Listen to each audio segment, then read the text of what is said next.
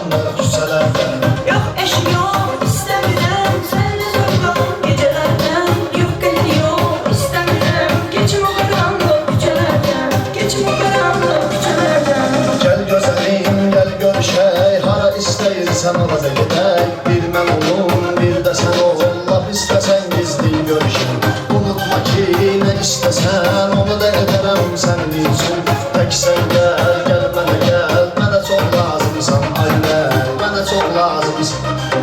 Yox ayağlan, incimə mən, gedə bilmərəm heç yerə səndən. Səninlə mən necə görüşürüm, razı qalım ki sən deyəndən. Gəl istəsən, qulaq yeyəm, mən orada oluram hər gecələr. Hoşuma mənim, gəlsənə gəl, birgə ola bilərsən məndən, birgə ola bilərsən. Sən gələ bir, gör nə efir, zövq alacaqsan gecələrdən. Çıx yola biz, qol qola biz, keçək o qaranlıq küçələrdən.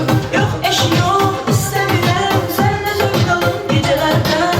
Yox qəti yox, istəmirəm keçim o qaranlıq küçələrdən. Keçim o qaranlıq küçələrdən.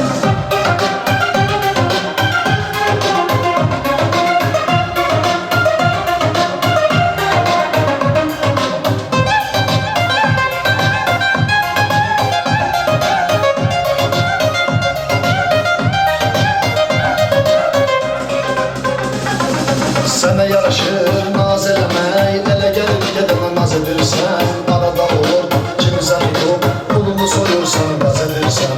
O pul para məndə də var, deyirəm gəl mənə sən yaşadın. Sən istədin, istəmədin, elə hey mənə at qaz edirsən, elə hey mənə at. Sənin kimi oğlum mən, neyniyirəm sən mənim canım. Sənə bənzər, sənə oxşar, çox oğlumlar olub heyranım. Qırıl dedim, yenə də gəlir, mənə sən buz kimi yapışırsan. Daha bəstirəm çəkdi, bil ki var mənim öz oğlanım, bil ki var mənim.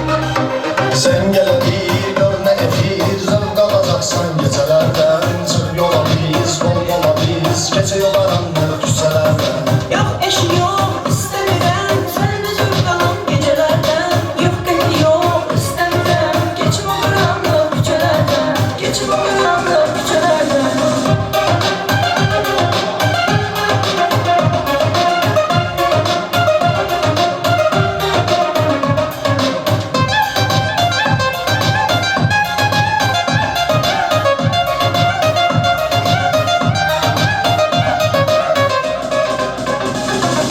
Yaşamaq üçün istədiyin hər bir şərait məndə də var. Nəyimə gərək sən ki mənim, sən kimi qızlarımda da var. Sənə hər şey etmək üçün hazır idim sən istəməzim. Deyərdilər məndə olan hər cürə imkan səndə də var, hər cürə imkan səndə. Canım sənin üçün hər şey